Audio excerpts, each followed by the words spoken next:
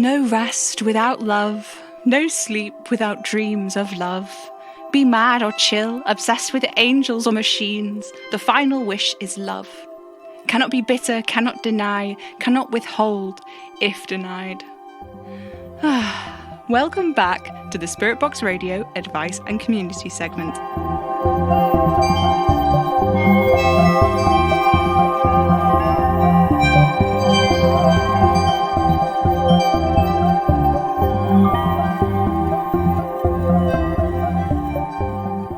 That was a poem, faithful listeners, by my most favourite and best poet, Allen Ginsberg. Oh, listeners, we have a lot to get through today, but first, faithful listeners, I have some pressing news. You may recall that last week I spoke with friend of the show and frequent caller, Rytidia Delphus, about the rose I was mysteriously delivered in the early hours of Christmas Eve. Rytidia was kind enough to point me in the direction of a hedge witch, who just so happens to be the very same florist who's been sending Madame Marie these beautiful bouquets since just before she disappeared. Or maybe immediately before. At any rate, the flowers come from Oliver Berlin, the owner of the Hatfield Karpos. And oh, faithful listeners, is it beautiful? I took a short bus trip over there on Tuesday. The pavement outside of the Hatfield Karpos is lined with stands adorned in freshly cut blooms, some of them displayed individually among others of their same type. Other flowers were organised into gorgeous bouquets, carefully enrobed in paper bindings and fastened lovingly with ribbon. Inside, the shop is small and likewise dripping with florals, and the smell is absolutely divine. There are even flowers on the ceiling, tiny little pink things, absolutely blisteringly beautiful, but nothing on the man standing behind the counter in a dusky pink apron with a pocket on the front. Sticking out of the pocket was a pair of ceramic-handled clippers, a flowery design of lavender and ivy twisting up and down them. There was also a moisture gauge made of glass and a chain of what I could only assume was a pocket watch. Under his apron, he wore a dark green t-shirt and a hoodie, once black but faded and fraying at the seams. I can see why he held onto it though. It hugged his frame perfectly, lean but not twiggy. He had his sleeves pushed up to his elbows, revealing arms covered in runic and floral tattoos, some of them broken with thin scars. His hands were bare as he handled the flowers, knuckles dirty, a thin scratch on the back of his hand where he must have caught it on an errant thorn.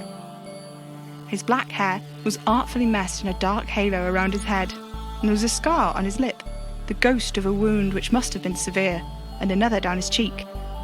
One side of his face, where it was not covered by his wavy hair, was scarred and thick, as though in many layers. His green eyes glimmered when he looked up at me and smiled, with slightly, charmingly crooked teeth. He's much too young to have dated Madame Marie. Anyway, we've had a lot in the PO box this week, including a request from listener Holly West in Edinburgh to explain how to use the Spirit Box radio service. Holly says that she's looked on the forums and thinks she has a pretty good grasp of what she's doing, but she's a bit worried about muddling the basics. Aren't we all, Holly? I'll walk you through what I've learned from LBBM, or the Little Book of Big Magic. The section on spirit boxes isn't particularly lengthy, but it is the best and most succinct one I've found. Here it is. It says, a spirit box is a device which skips through multiple radio channels, which can possibly be manipulated by arcana, which otherwise struggles to communicate with the living. Fragments of speech in radio waves may be linked up to complete words, phrases, and, rarely, sentences of dialogue. Spirit boxes are best used for minor arcana and are generally benign, but can be used in attempts to commune with more major powers if the caster is experienced and knows what it is they are looking for. Now, Holly, most of the time a spirit box is a small, box which can be carried from room to room, but they can be pretty pricey to buy, which is one of the reasons we set up Spirit Box Radio. You can tune into our live broadcast of channel skipping anytime on any device capable of connecting to the internet for absolutely free. Results are obviously not as reliable as with a proper Spirit Box because the device is only broadcasting and has no channel skipping abilities of its own, which means it tends to favour slightly more proactive arcana and may be a bit useless if whatever you're dealing with is a bit shy and unmotivated. The other big source of confusion is, of course, that multiple users can access Spirit Box Radio at the same time. and it can be unclear which of them has been successful in their attempted communications, which is why we bang on so regularly here at Spirit Box Radio about using one of the forums to let other faithful listeners know when you're going to be using the service to commune with the dead. So, to get started, you need to download the app into your phone and tune into 303, and we're there! Just sit with your device and play the station wherever the activity is most frequent. Some people like to draw a power circle, but that can be risky if you're not really sure what you're dealing with, or if this is your first time. You could just light a candle and turn out the lights. Ghosts and other minor arcana generally respond well to a bit of scene setting. From there, it's like any sort of divining or communing. Ask your questions clearly and wait patiently for a response. I hope that helps. Goodness me, I was so excited to tell you about Oliver the florist that I clean forgot to tell you about the rose, didn't I? As I approached the front counter of his shop, I was very nervous. He was very good-looking despite the scars, in fact, because of the scars. My hands were all sweaty and was slippering on the box that I keep the rose in. Oliver had a sort of surprised look on his face, and he said in the most beautiful velvet tones that my ears have ever had the luxury of hearing, that people didn't usually just walk into his shop, it was by appointment. So I told him I'd been sent by Rhytidia Delphus, and he seemed very surprised by this. He said something else, but I was just so taken with the sound of his voice that I clean forgot to actually listen to the words he was saying. There were lots of oohs and ahs, and I think at some point he may have mentioned Madame Marie, which was about when I remembered that when people talk, it's usually to communicate something and not just to grace you with the sound of their voice, though I could have listened to him make any sounds he liked and gone away just as satisfied. So I took out the rose, and Oliver's sentence just trailed off into nothing, and then he said, "May I?" And with a sort of deep amusement, he ducked through a small door which was almost hidden by a curtain of hanging flowers. I followed him, still holding the rose in my fingers. In the little room, the light was entirely blue. It danced on Oliver's scars and made them shine like silver. The flowers and plants in that room were strange and marvellous shapes. Some of them seemed to be moving. Some swayed as though in a gentle breeze, but the air was still, hot and wet like a rainforest despite the chilliness of the shop we just walked in from. The other plants trembled and flexed, leaves furling and unfurling, all about me in a quiet rustling that was undercut by the faint gush of heavy running water and the chirping of distant crickets, though the room itself could only have been very small from the size of the building that the shop was in. Oliver walked a winding path between the plants, some snapping at him as he walked. One reached to nip me on the arm, but without looking back, Oliver snapped at it, and the plant retreated with a disappointed rustle. I did think it odd, the place being called the Hatfield Karpos, despite being nowhere near any Hatfield nor selling any fruit. But that was until, of course, Oliver. Clearly, it's named for Karpos, the great beauty of Greek legend. The Hatfield part of the name, I confess, I still have no idea as to where it comes from. Perhaps he simply likes hats and fields. Or hats in fields. Who knows? Well, anyway, I'm getting distracted. I should just get on with a little bit more advice and community. We have received a letter from someone in Whitby about... Oh, there's blood on it. We had another one of those scraps of cloth this week. We started getting them about a week after Madame Marie disappeared. We've had 3 more since then, but this one was weird because the blood seemed fresh. It got on my favourite t-shirt. I do hope the stain comes out in the wash. It was right over one of the little blue stars. It's completely ruined Orion's belt. So annoying. I wish whoever was sending them had bothered to just put them in an envelope even. They put stamps on them, but they're never postmarked, and, well, I think the post people would probably put it in a little bag if the blood was still wet, wouldn't they? It's very curious. It's like it just shows up all by itself. Maybe it's some kind of spell to make it last for longer. Oh, I should stop talking about this in case Anna decides to listen in this week. Don't get me wrong, it's a good thing that she's getting involved. She's always had a healthy amount of scepticism about Madame Marie's work. Or perhaps an unhealthy amount, actually, but I don't know. My memory is fuzzy. It's funny because I often find I recall far more detail than most people, but it's like there's a sort of fuzzy wall in my head. And before that, there are all these great big holes in my memories. until it's more like a void, punctuated by bright lights of things I do remember, like the pentagrams at Christmas and my bedroom with the window and the white door. The white door. How it haunts me. But that's beside the point. The letter from Whitby comes from Karina, who has kindly sent us some as yet indecipherable runes and several very clean teeth. I'm not sure why she sent it, but thank you nonetheless, Karina. We have also received a short letter from a Mr. Prakash in Mumbai. I don't recall the letter being this long when I looked at it, but I put it in the pile of things to read, so... Mr. Prakash says, I am an old man now, but many years ago I was a young one. I grew up here in Mumbai, and I have lived here all my life. Here I learned to walk, talk, ride a bike, and it was here that I met my wife when I was just 16. She was from a family much wealthier than mine. She was very beautiful and always wore blue and gold. By some stroke of luck, I caught her eye too, and we began to have secret liaisons. I knew her family would not be happy with our match. She had been betrothed to a politician's son who was very wealthy, and had been intended to marry him in 5 years' time when she turned 21. So we kept our love secret, and as the years wore on, though I was convinced of her feelings for me, I became convinced also that she intended to leave me and marry the politician's son when the time came. But perhaps we would continue to love each other in secret after she was married, but I was certain that was what she would do. The idea possessed me, though looking back I had no evidence for it.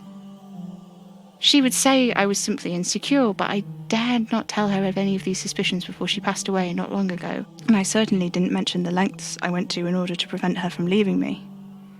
You must understand, I was 18. I loved her with that all-consuming love that only comes when you're young and you've not learned the ways of the world. I believed I would die without her, truly. I thought she was my world. I would have done anything if it would have prevented her from leaving me. Anything at all. I had heard rumours of a man, a white man in a flat cap and shell suit. I had heard tell of him from paper boys and the woman who sold roti on the street corner on my way to school. If you look for him, they told me, you will not find him. If you seek him, they said, but do not search, then you will find him. And then their eyes would glaze for a second, and they would just carry on talking as though they'd said nothing at all. No amount of questioning would get them to elaborate on what they'd meant. It took me weeks to understand it. I was wandering the streets, trying to empty my mind, to meditate as I slipped down alleyways. I had to find him because the people who would tell me about him, they also said that he was a witch who specialised in love spells. It was not until the end of summer that I finally found him. I'd spent the night with friends and had had maybe one or two too many beers, and as I stumbled home, I found myself down a street I didn't know. The buildings were familiar, but wrong. There were too many windows to fit in the walls. The doorways were too large or too small, and all of them were lit as though it was dusk, even though it was the middle of the night.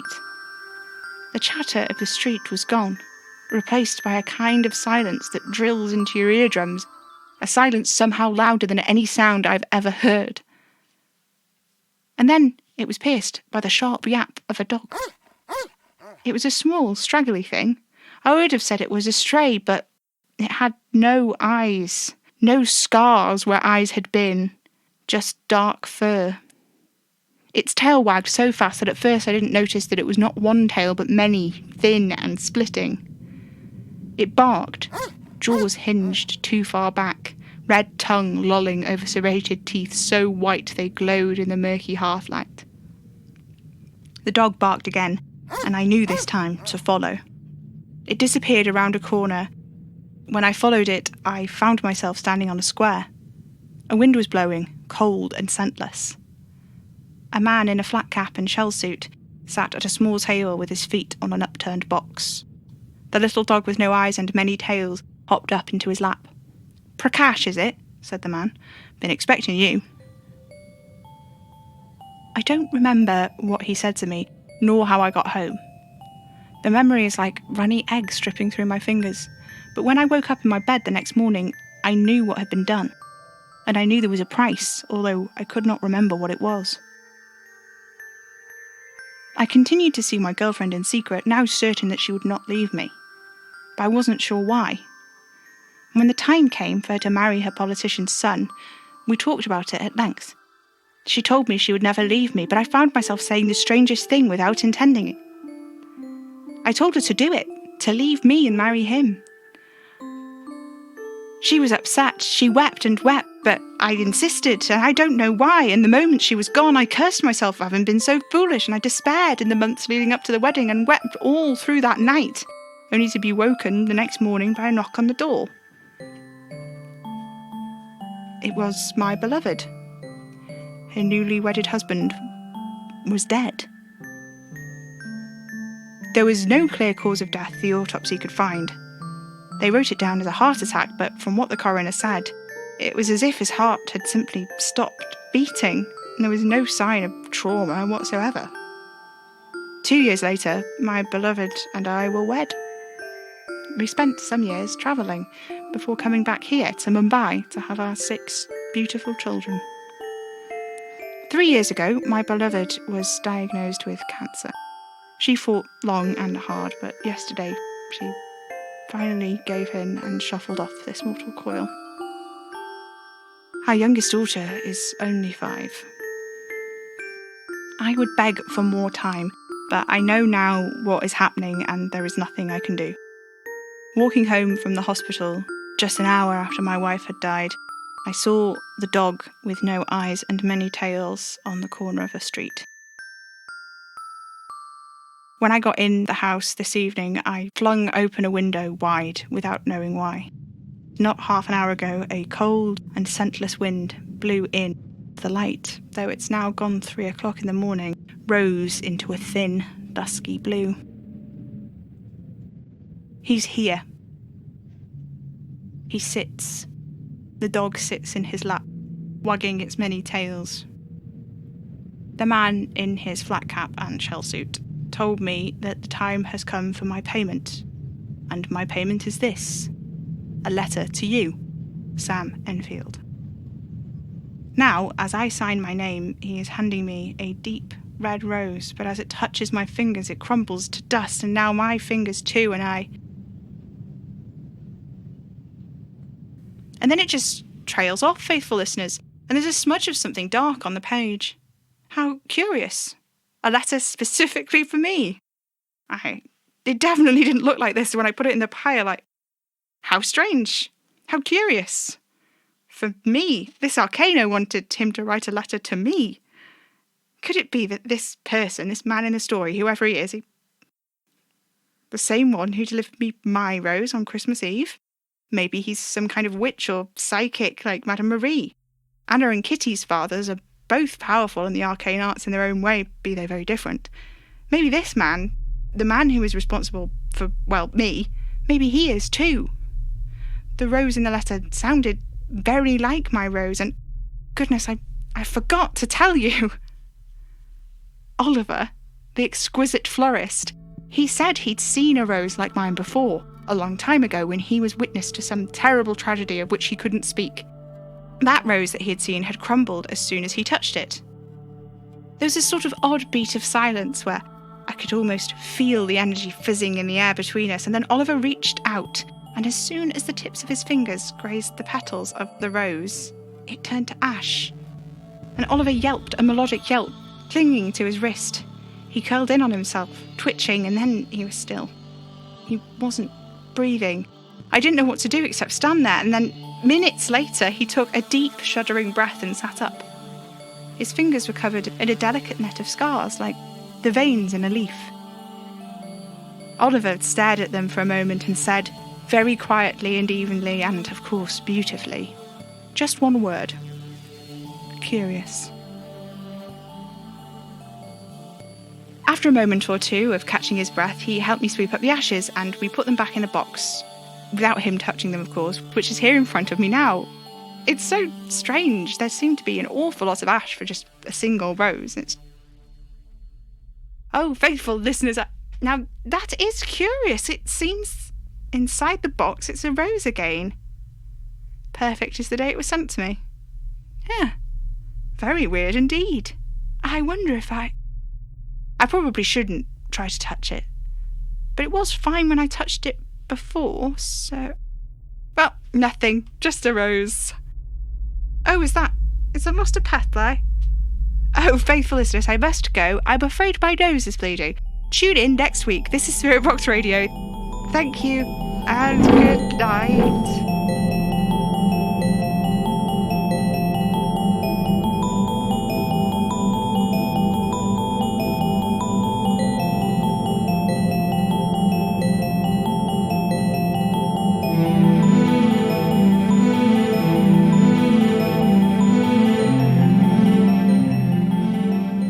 Spirit Box Radio is a podcast distributed by Hanging Sloth Studios under a Creative Commons Attribution 4.0 Share-alike international license. It was created by me, Pippin Ada Major, the voice of Sam Enfield. Music is by Maybe Wednesday. If you like the show, let us know on Twitter at Hanging Sloths or stop by our website hangingslothstudios.com. If you'd like to help us keep making Spirit Box Radio, you can send us a tip on ko-fi.com/hanging sloths or become a slothling on Patreon at patreon.com/hanging sloth studios, where you can get early access to episodes, plus loads of other great rewards. You can buy merch in our coffee shop, links in the description. Spirit Box Radio is recorded in front of a dead studio audience.